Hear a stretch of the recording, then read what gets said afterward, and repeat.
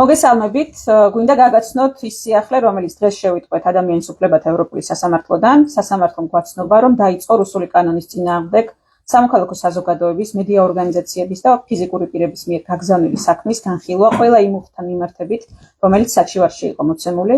როგორც საზოგადოებას მოიხსენება, ჩვენ ეს საქმე გავაგზავნეთ 2024 წლის 17 ოქტომბერს რუსული კანონის წინააღმდეგ და დაობდით არაერთი კონვენციით გარანტირებული მუხლის დარღვევაზე. მათ შორის საჩივარი შეეხება ისეთი მუხლის დარღვევებს, როგორიც არის გაერთიანების თავისუფლება, გამოხატვის თავისუფლება, პირადი და ოჯახური ცხოვრების დაცულობის უფლება, დისკრიმინაციის აკრძალვის მუხლი, ასევე სამართლებრივი დაცვის ქმედითი საშუალებების უფლება და უფლებების შეზღუდვათა გამოყენების ფარგლები.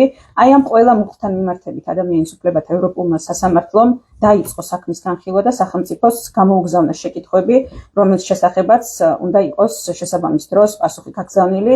სასამართლომ საქმეს მნიშვნელოვანი ზეგავლენის მქონე საქმის სტატუსი შეიძლება მიანიჭოს, ამასთან დაკავშირებით არის საუბარი კორესპონდენციაში, რომელიც მივიღეთ. მსგავსი სტატუსი ენიჭებათ ისეთ საქმეებს, რომელიც ადამიანის უფლებათა დაცვის გამორჩეულად მნიშვნელოვან საკითხებს ეხება.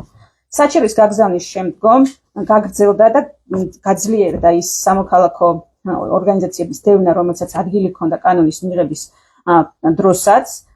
ამის ერთ-ერთი ნათელი დადასტურება ეგრეთ წოდებული ფარას ხელახალი ინიცირება და ყველასთვის ცნობილია, რომ სინამდვილეში აშშ-ში მოქმედი კანონი დამოუკიდებელი არასამთავრობო ორგანიზაციებისა და თავისუფალი მედიის წინააღმდეგ არ არის მიმართული, ამის საქმიანობას არ უპირისპირდება, ხოლო ქართული ოცნების მიერ ეს არის ამ საკითხის ხელახალი ინიცირება, არის რუსული კანონის შენიღბვა და ამის სურვილი, რომ თითქოს ეს სხვა შინაარსის მატარებელია. ასანიშნავია, რომ საქმის გაგზავნიდან დღემდე ქართული ოცნების პროპაგანდა ამტკიცებდა, რომ საქმე გაგზავნილი არ იყო. მოგვიანებით, როდესაც საფოსტო გზავნილი სამონაწერი მათ წარუდგინეთ, მედიებს წარუდგინეთ, შესაბამის ჟურნალისტებს პროპაგანდისტული მედიებიდან, ისინი ამბობდნენ, რომ ეს არ ადასტურებდა საქმის გაგზავნის ფაქტს და აგრძელებდნენ ამ პროპაგანდას მთელი ამ დროის განმავლობაში და ეს პროპაგანდა დღემდე გრძელდება.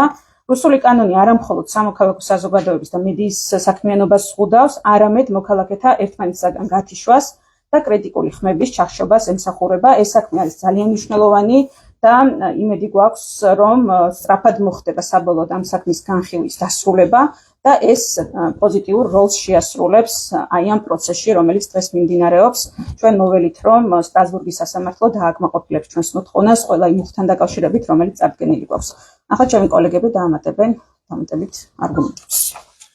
მოგესალმებით, მართლაც უმნიშვნელოვანესი გადაწყვეტილება მივიღეთ დღეს ადამიანის უფლებათა ევროპული სასამართლოსგან, რომელმაც დაიწყო უკვე საქმის განხილვის ეტაპი და ამ განხილვის ფარგლებში მნიშვნელოვანია ითქვას, რომ საჩივარში აღნიშნულ ყველა მუხლთან მიმართებით მოხდა კომუნიცირება სახელმწიფოსთან და დაისვა სათანადო კითხვები.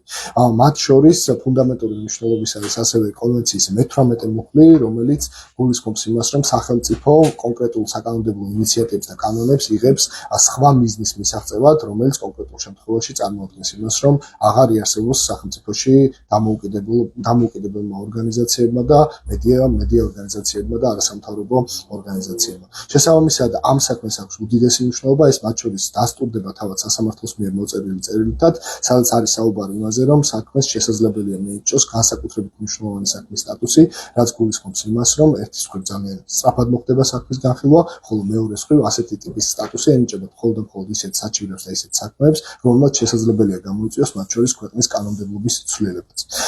ამრიგად ამ საქმეს აქვს მნიშვნელობა როგორც მომჩივანი ორგანიზაციებისთვის და ინდივიდებისთვის, ვინც არიან საჩივარში მითითებული, ასევე სრულიად საქართველოსთვის და სრულიად საქართველოში დემოკრატიისა და თავისუფლებისათვის.